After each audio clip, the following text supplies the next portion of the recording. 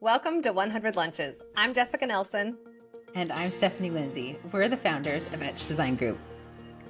Each episode, we'll have intimate conversations that transcend the usual lunch meeting. We'll dig into the lives of fascinating people in the design industry, and we'll ask the big questions, the small questions, and maybe even a few that sound like it came straight from a fortune cookie. Our vision for this podcast is to uncover the hidden gems in what led each of our guests to their calling in life, from childhood dreams to favorite lunchtime meals. Buckle up, you're in for a treat. This is our first episode of 100 Lunches, and we're so excited to share our story with you. We decided that for this first episode, we should tell you a bit about how we came to interior design and tell you maybe even a few things most people don't know about us and what led us to founding Etch Design Group. So Jess, why don't you start by telling us about what your childhood was like and what led you to interior design? Yeah, so originally I'm from Oklahoma, Norman. Norman's a big, small town, we'll call it. It's a college town, so there's still a lot happening there. It's home of the University of Oklahoma, go Sooners, and there's not really much there in the way of design or design influence, which I feel like is kind of Oklahoma as a whole. I was always drawn towards the idea of kind of getting away from home. I just kind of felt like I was bigger than what Norman had for me. And I actually didn't stay there long after high school. Within just like a few months of graduating, I had moved to Austin to be close to my brother. He was working here and living here at the time. So I moved there, and my first stint in Austin didn't really last all that long, maybe about a year or two. And when the bank of mom ran dry, as she likes to call it, she said, you need to figure out what you're going to do. So I ended up going back home and had a brief stint studying at OU for my business degree. But after, I think the third time of failing accounting, I realized that that was really not where I needed to be. And I really needed to figure out what I wanted to do with my life. So it's kind of a weird time. So you didn't start in design. What brought you to interior design? So this is a very random story, but I worked for retail. I worked in retail for about 15 years before I was in interior design. And back in 2003, roughly, I actually opened up a brand new Best Buy store that was opening in Norman. And I quickly fell in love with the company's values and culture. The old school Best Buy days were like really fun, and it was a great company to work for. Their benefits were really outstanding, and I made so many great friends. In fact, some that are still some of my best friends to this very day. So I quickly started moving up with that company, and I worked as a store manager for many, many years. But I knew I wanted to get back to Austin. So after a few years of working in Norman, I actually transferred to a new store that was opening up just outside of Austin in Bee Cave. And I worked there until I started my first design internship back in like 2009. Ironically, how I got into design is also relates to working at Best Buy. I was there and I met my husband, and his sister was actually going to school for design at Texas State. So I would always see her working on her school projects, and I'd go over to their apartment, and she'd be doing these like amazing Revit models, and I was just like so fascinated by it. And immediately I was drawn towards it, and I knew like something felt right about that. So it was kind of the perfect pairing for me, because I'd always had this love for technology, and then you pair that alongside my passion for, creating and design. It was just a really good fit. So a few weeks after meeting Scott's sister, I was actually enrolled at the design program at Texas State. And that was a 4-year program. So in 2011, I actually applied for an internship at my first design firm. And that's actually where I met you, Stephanie. Well, and I always love reflecting back on that time. And also a little known fact is that Scott's sister's name is also Jessica. Also Jessica. Uh-huh. Absolutely. I love that this is a bit of a second life.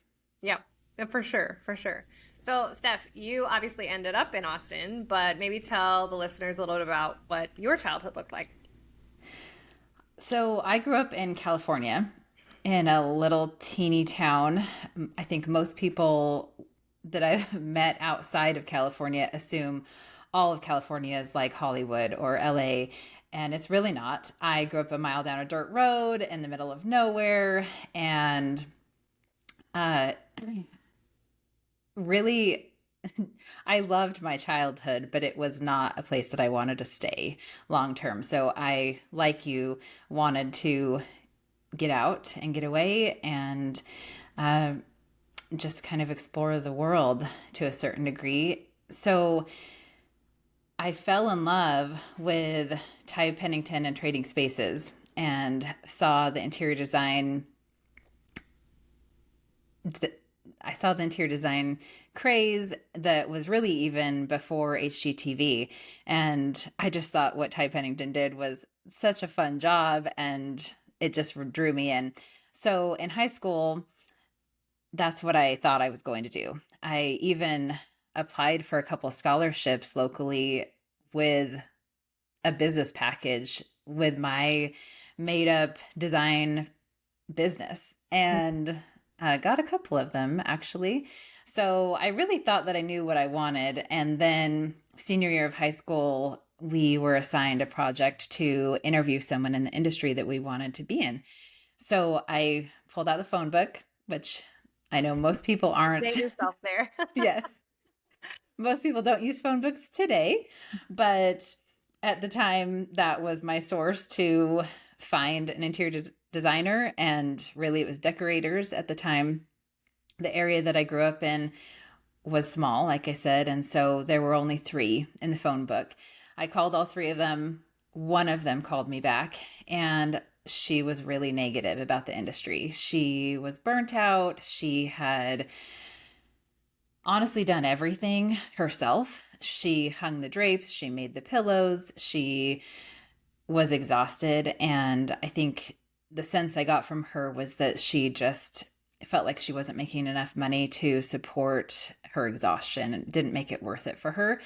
And that was my only conversation about the industry. And I obviously was turned off. So I decided not to pursue design at that time. And when I graduated high school, I followed my best friend to Santa Barbara and went to UCSB. Obviously, hard to hate the beach. So it was pretty awesome. And I enjoyed every minute of it and majored in business as well. So that was my first life, which was really only a year, pretty short stint.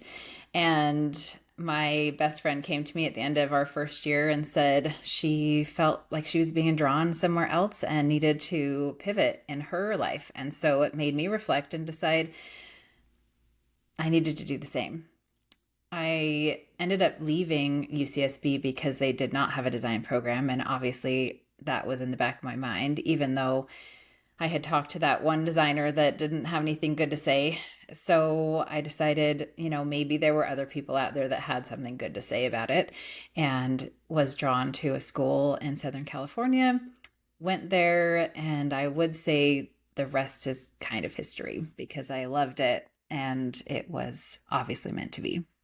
Absolutely. So I love the story, which the listeners will hear in a second, but I love the story about how you actually got connected to Austin, and obviously you had met Ian, your husband. So kind of tell us a little bit about that and what brought you here.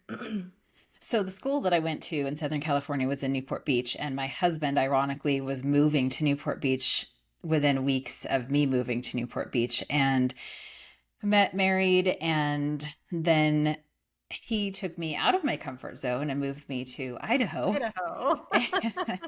That was not part of my plan. That was not, yes, which is also a funny story between me and Jess, because shortly after we met, we were riding in a car together going to some showroom, and something came up about Idaho, and she goes, yeah, who lives in Idaho? And I said, I did. Moved from Idaho. And so we've always joked about that. Who lives in Idaho?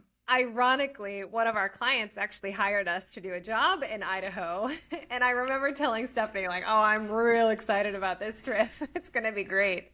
And we get And to, then you loved it. I loved it. It was fantastic. I would totally move there. I would totally move there. So I understand why you did, but I just never knew anyone that lived there before.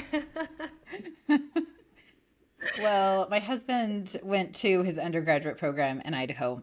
So so we were brought there for a little bit, and then he got into a graduate program in Austin, Texas. The story that Jessica was referring to is actually the other side of the story, which was my career side.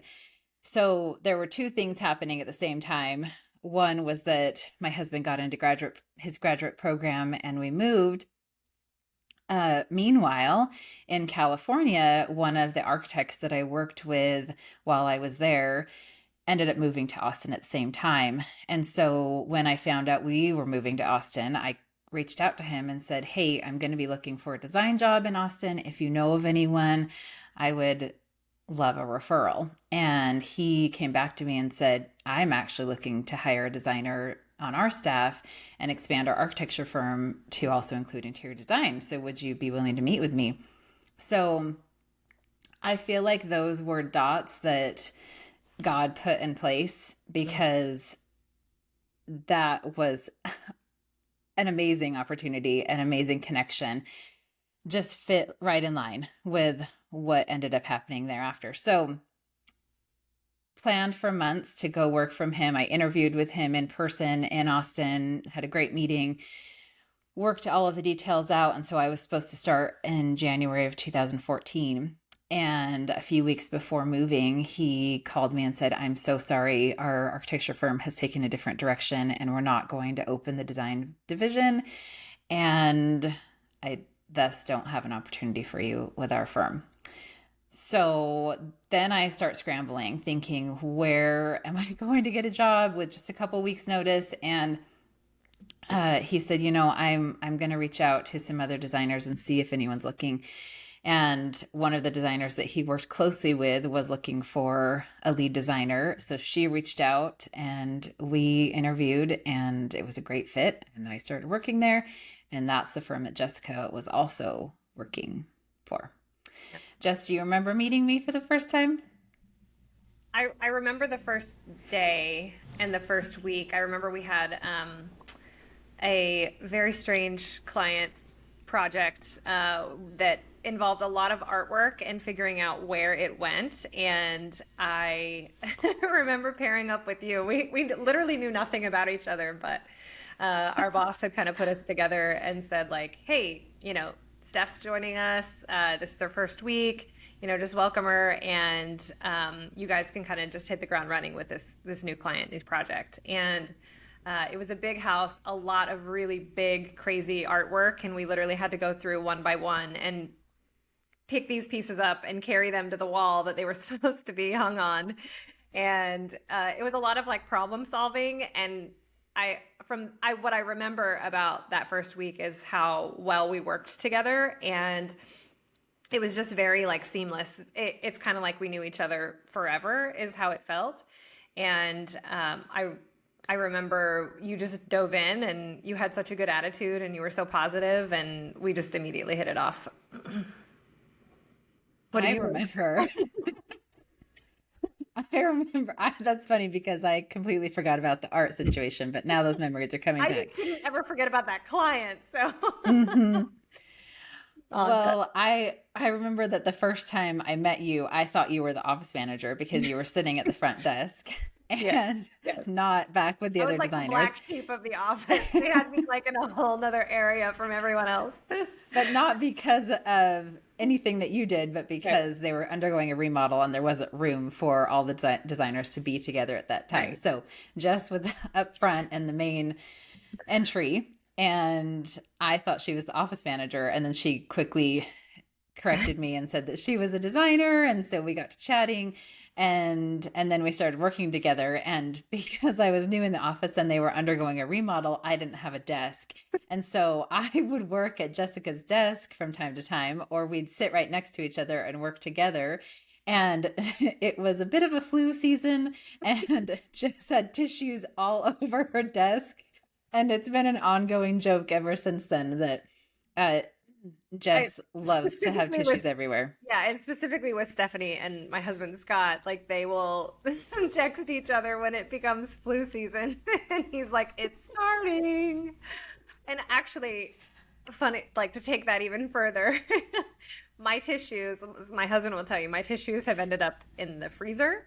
My old like coworker that I would share our space with at Best Buy, they've ended up in the safe before. They just kind of they're like traveling tissues, and they just really end up wherever I am. So it's like always the ongoing. Oh, it's flu season. It's tissue season. I don't think So that'll ever good. change.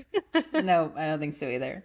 No. Uh, so we worked on a lot of projects together and really valued our time there. Quickly became best friends. And, you know, we worked there for almost a couple of years together Yeah. and ended up having different life circumstances that took us away. I was struggling to get pregnant. I had been trying for 6 years to get pregnant, and I was stressed out and overwhelmed and all the emotions that come with infertility. I was prepping to have some pretty invasive fertility treatments and had to have surgery as part of that. And so I just needed to step back for a minute. And Jess was building a house with her husband, and it was taking a lot of time. And I honestly think that was your passion too, wouldn't you say? Yeah. Sure. And so we both ended up leaving.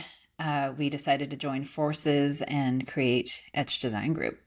And that started our path in 2015. Yeah. What do you remember about those early days of Etch?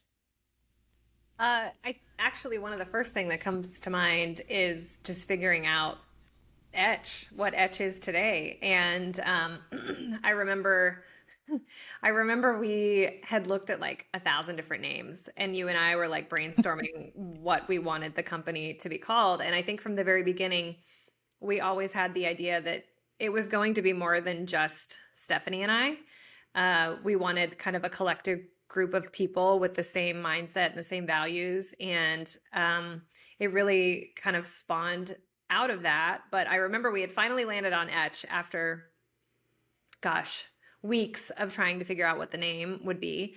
And the website was available, everything was good, and we're like, okay, this is it. This feels right. We're gonna do it. And we went to buy the domain name the very next day, and then it had just been sold, like literally the I night before. totally forgot about that. Yeah.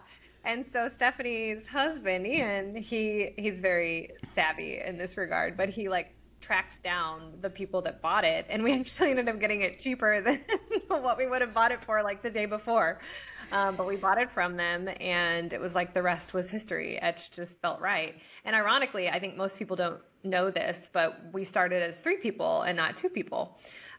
So there was a third person involved, and today, like, she's still one of our great friends. She actually owns a very successful design firm here in Austin as well. But she also had some other life circumstances that were kind of in the way, and I think it just all sorted out exactly as it should have. Mm-hmm. Yeah, that's true. Yeah. I remember those early days and you going to the construction site a lot because you were building a house, and you really have a passion for that. I think you've learned a lot from being on site so Oh, much. oh, absolutely. Tell us Absolutely. a bit about what that was like, you and Scott building a home together and being on site all the time, and Yeah. how you guys even got into that. Yeah. So those were uh, interesting days. So at the time, okay, so just to kind of take you back and just give you a background. So Scott's dad actually was a pilot for Southwest for like 30 years. And he'd have like 2 weeks on, 2 weeks off. And he's not one that can just sit still and not do anything. So he had knowledge in the construction industry, and he bought up a bunch of lots here in Austin, Davenport Ranch, and he was building spec homes whenever the boys were growing up. And Scott has two brothers, two sisters, and they were pretty much always on the job site with their dad whenever they were growing up. So they really learned the trade and how to build things. And so fast forward to Scott and I getting together, we really wanted to build a house. I had one house previously, but it was like a builder grade home, so it was ready to go. Very different than actually constructing a home.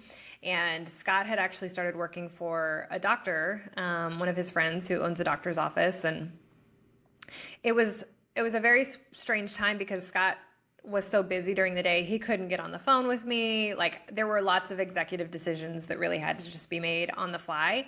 And so his dad and I really ended up building our first house together. And I feel like we became very close in doing that, but also I learned so much.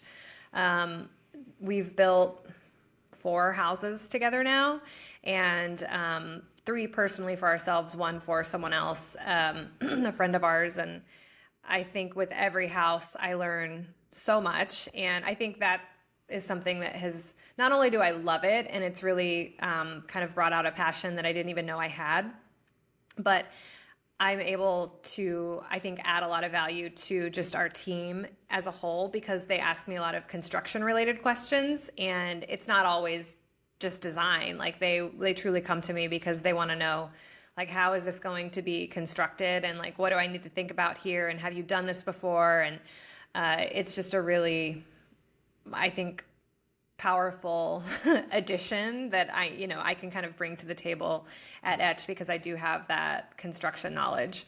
But in terms of like Scott and us, like we to this day work together on a lot of construction projects. But at the time, he and his dad, they've always been very, very close. And he loved the idea of not only building, but he also loved the idea of flying as well. And I think he really wanted to follow in his dad's footsteps and kind of understand what that passion, like what was that underlying passion was with flying. And he always talked about it, but he never really did anything with it. And so I remember for Christmas one year, I had bought him like an introduction to flying lesson. And he sat on that certificate for a good year, and it was about to expire, and I ran across it and I said, "Are you ever going to cash this in?" And he's like, "Oh, maybe." And so I just ended up calling and booking it for him, because I've learned with Scott, that's kind of what you have to do sometimes. And so I called and I booked it, and I remember he came home that day and was so excited about flying. And it was fascinating to see him so excited about something. And I said, well, like, you should pursue that further. So ironically, one of his old clients from Best Buy had introduced him to his personal private pilot. His name's Billy, and they immediately hit it off. And Billy actually taught Scott how to fly. And Scott eventually ended up flying for Billy full time. So it was really kind of like this, I think, destiny and how it all came together. So it's pretty cool. Well, and it's so interesting, as we'll get into, that flying and Scott being a pilot has affected our lives, but also Etch Design Group as a whole and how we view it. Yeah, for sure.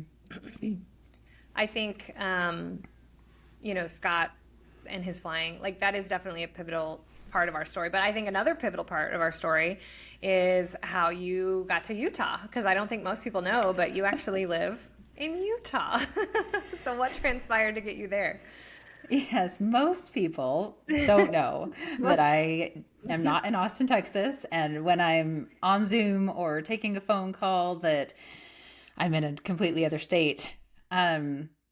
So one thing that we didn't talk about back in the initial story of Etch Design Group was the fact that I had struggled after I had struggled with infertility for 6 years. The month that we started Etch, I got pregnant. Right. And so I had our first child.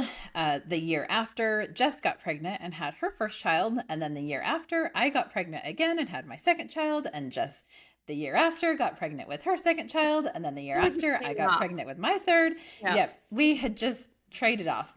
It worked out really well. And it was an ongoing joke with one of our builders in particular. He would always call and say, "Okay, I have a new project. Who's pregnant this time?" And he always knew there was someone that was going to be pregnant and irritable, maybe. Who to work with and who not to work with. Okay.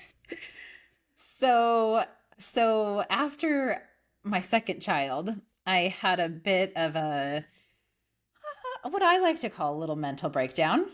And I came to Jess crying one day. Definitely. During pregnancy, after pregnancy, it's all emotion. Right.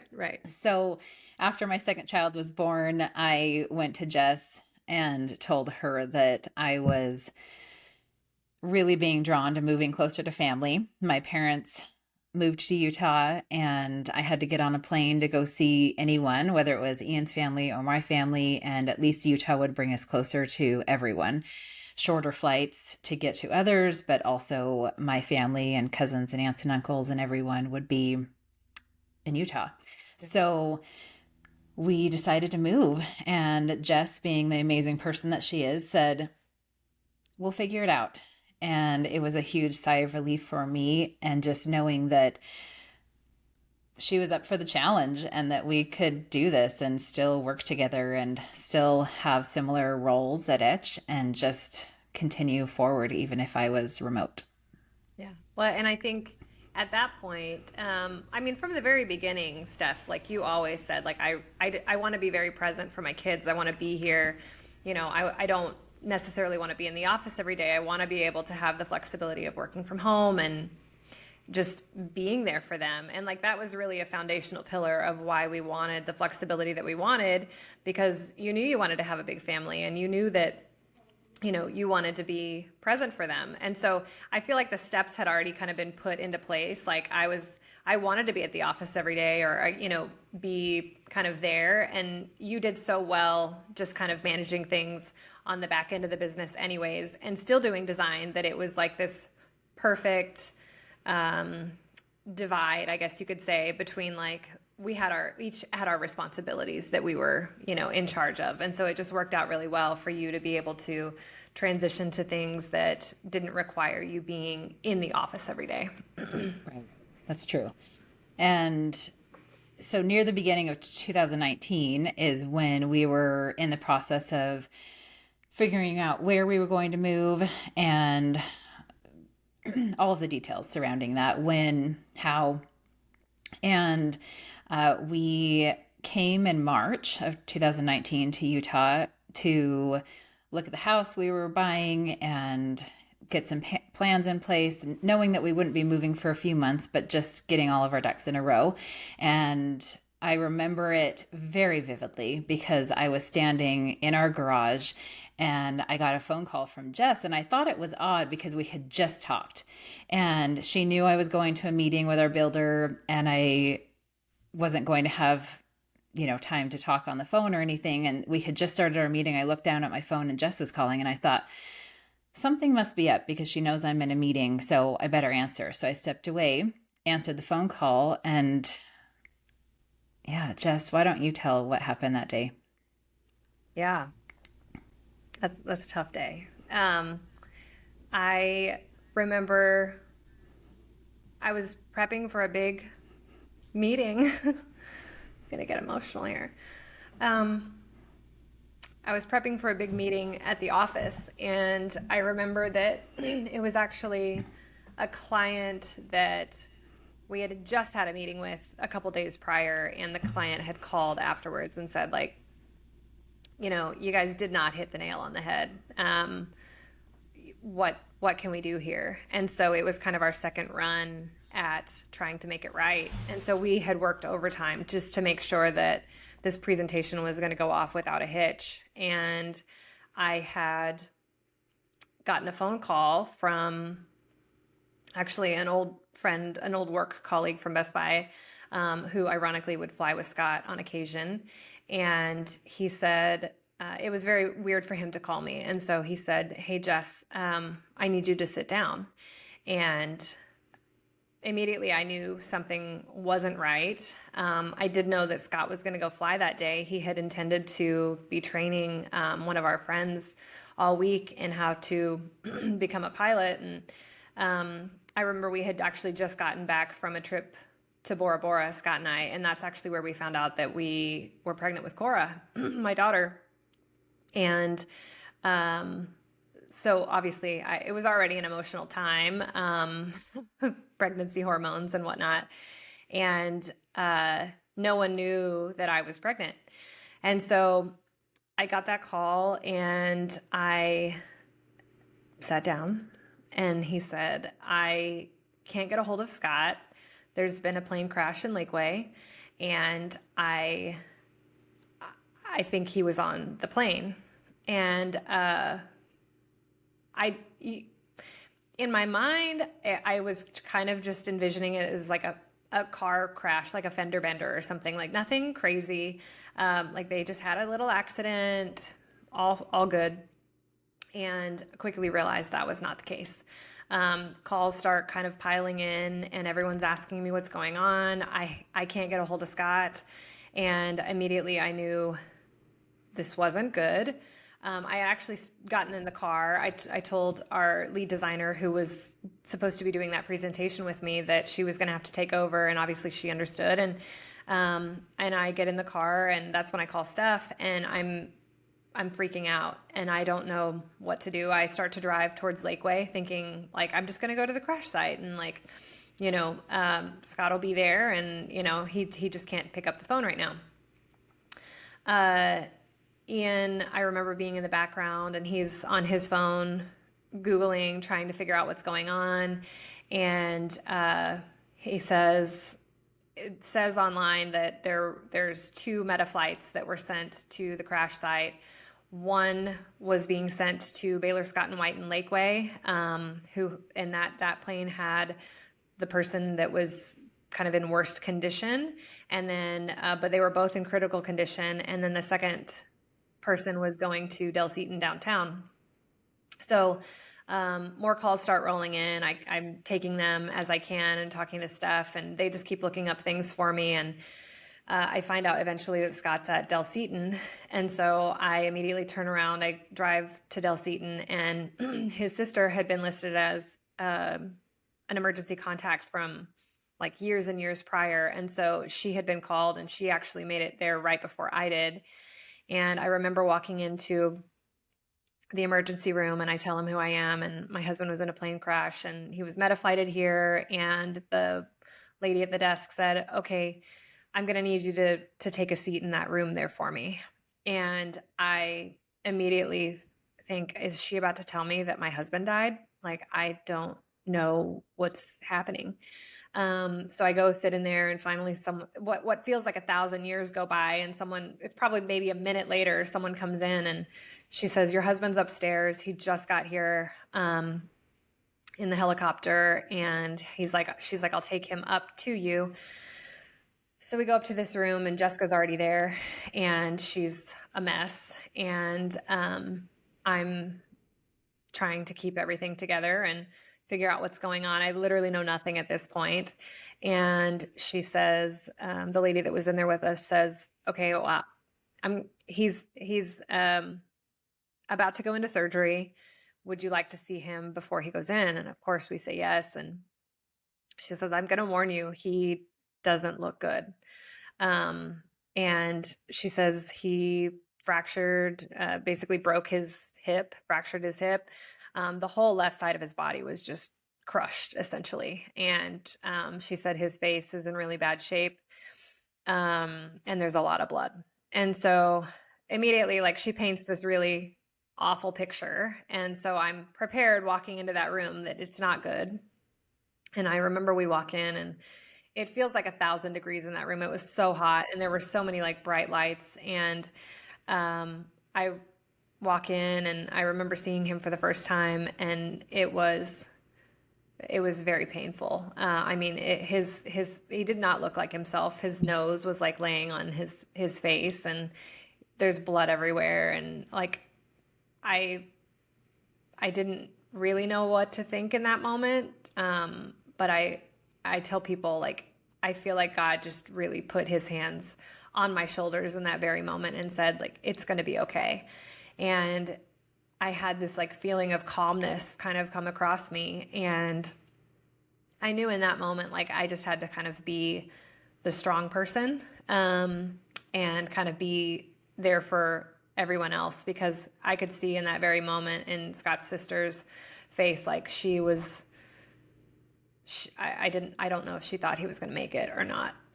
So the next 24 hours was the craziest. I remember I had news reporters calling me. I had thousands of people like reaching out between Facebook and just friends in Austin, and you name it.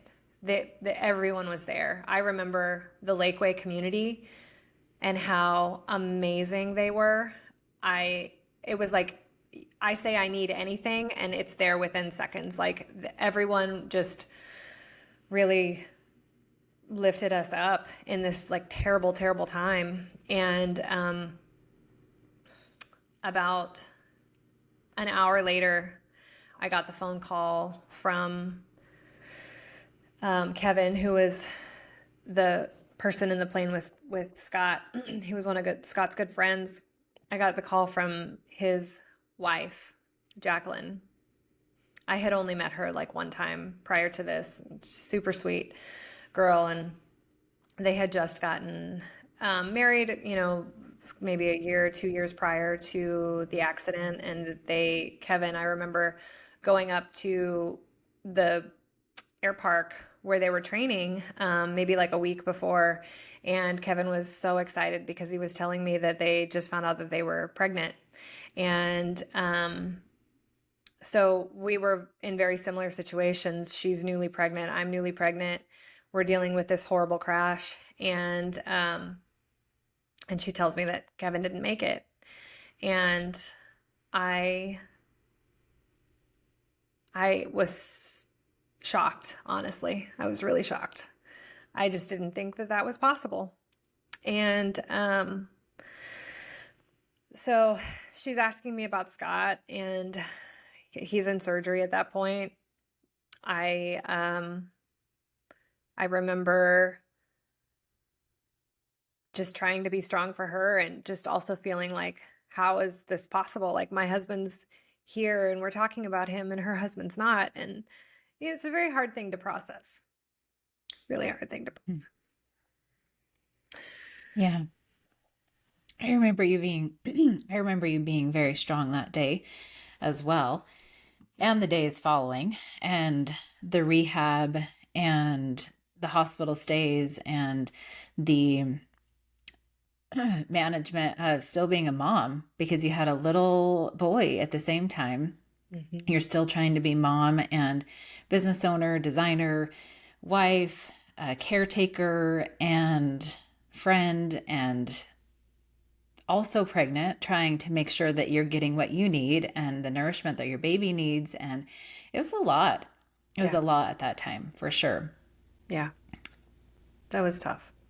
At the same time, I think back and I remember that night of the crash, we got an email from the client that you were supposed to have the presentation with, that our lead designer took over, and they fired us and told us that they're really sorry about Scott. And obviously the circumstances are horrible, but that didn't change the fact that they just didn't think that Etch was a good fit for them.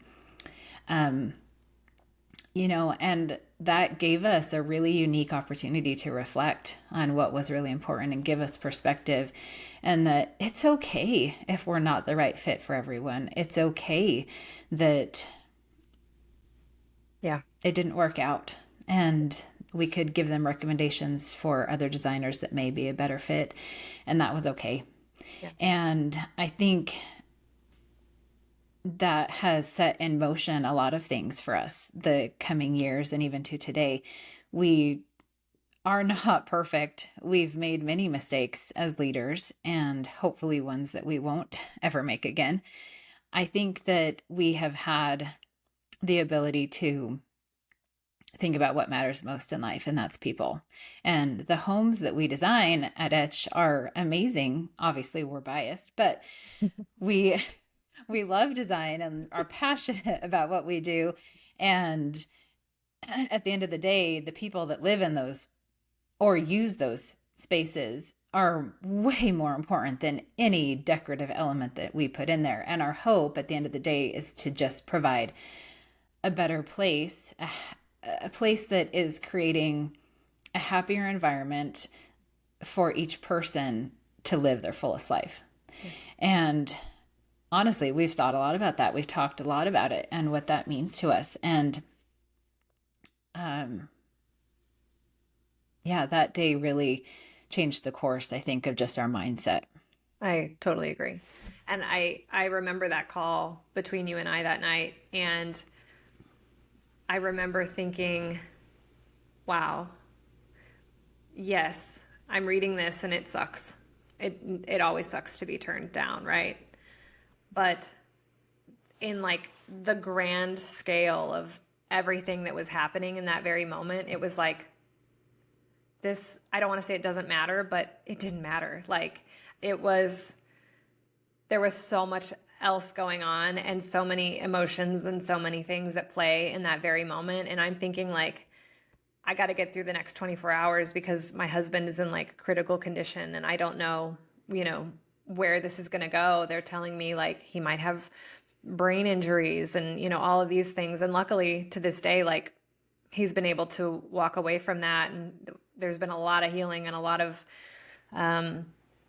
surgeries and, all of the things that have come from that day. But in the grand scheme of things, like it truly is about the people and, these things shape our lives and how we think and how we feel and how we interpret, what happens in our life. And you think back to those days and it's like, while it was definitely one of the, by far the toughest times of my entire life, I learned and I grew so much from that moment. It was a very defining moment in who I am and who Etch, what Etch has become. And for sure you as well. Like it's just these defining moments that really shape us into who we are today. And, I actually thank God for all that accident brought into our lives and the people that it brought into our lives. I mean,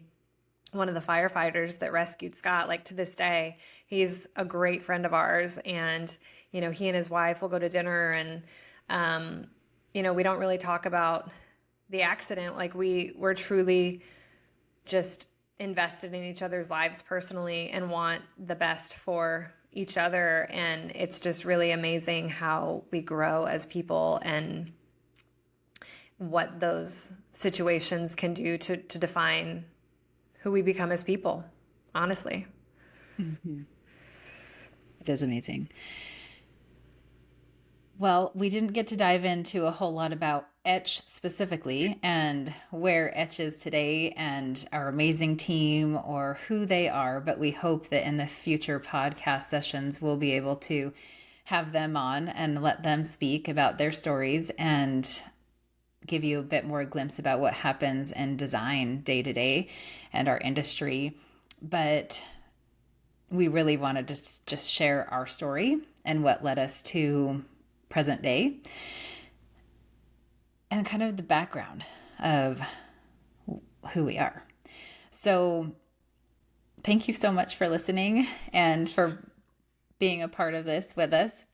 We hope you like it. We hope you come back and hear more of our stories and, really get to know Stephanie and I and our team as well. We have such an amazing team at Etch, like Stephanie said, and we're just really excited to hear more about our listeners and our guests and have you learn more about our team and just what we're all about. So thank you for joining us. And we hope to see you on a future episode where we are interviewing other guests and hearing about their passions and how they found their passion in life. Absolutely. Thanks for your time, and we hope you come back. Thanks again for joining us for our first episode of 100 Lunches. We hope you enjoyed it. Next time, we'll be joined by a special guest who will share their story and what led them to their passion in life. And until then, stay curious, dream big, and remember, the best conversations are always better with a side of something delicious. Mm-mm-mm.